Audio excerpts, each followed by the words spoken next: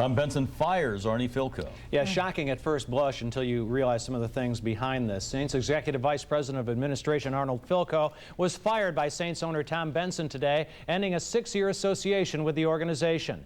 Fielkow said he was called into the owner's office today and told he had 5 minutes to offer his resignation while signing a document to give up his rights under contract while vowing confidentiality. Fielkow, an attorney, refused and was terminated. He told me in a phone conversation today that when asked why he was being fired, Benson said, quoting now, "We just don't see eye to eye. I fear for your health. You don't look good. Flying is a problem for you and it's wearing on you."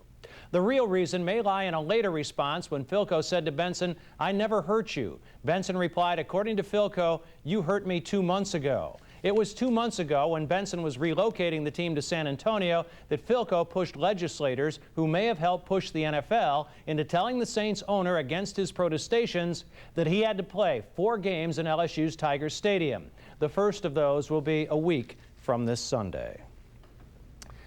Well, the gloves are coming off in San Antonio, while back in New Orleans, we're still trying to figure out what can be put back together. San Antonio Mayor Phil Hardberger saying at yesterday's Saints-Falcons game he plans to pursue actively the permanent relocation of the franchise to his city. Hardberger said he and Tom Benson will sit down and talk at the end of the season, saying, quoting now, "That is his desire as well. I'm pretty comfortable that he wants to be here." Benson's only response on the record was, "I'm not going to make any comments about it until the end of the season." Now, none of this should come as a surprise, and probably doesn't. As Deion Sanders once put it, if it don't make dollars, it don't make sense. And in the end, dollars will certainly determine what makes sense, if not sensitivity. With each passing day, our displaced franchise grows more comfortable in its new temporary home. In their new surroundings, they become more isolated and less sensitive to the destruction they left behind.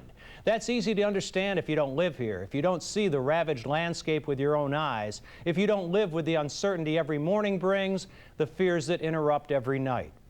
I didn't like what I heard there yesterday from certain coaches and players about what a burden it will be on them to have to go on the road for 8 straight games, though 4 of those 8 returned the Saints to Louisiana and Baton Rouge.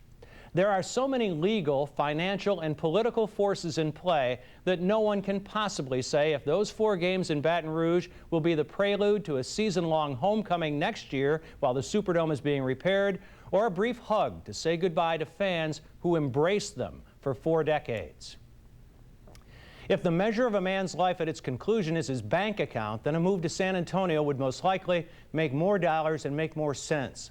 But if some dollars could be sacrificed while doing the right thing morally, if not the righter thing financially, it would make more sense to me. To me, that would be the legacy of a man would wish to leave behind, that of a life well lived instead of a life dedicated to the end, to living well at the expense of those who so long have provided it. A Saints fan displaced to San Antonio put it best. Taking our team now under these circumstances would be like stealing a dead man's wallet. The mayor has his hand in our pocket. I guess the choice is to report the crime or help him roll over the body to make it easier. Wow. That's powerful. Thank you, Jim. Breaking news on the situation at Meadowcrest Hospital.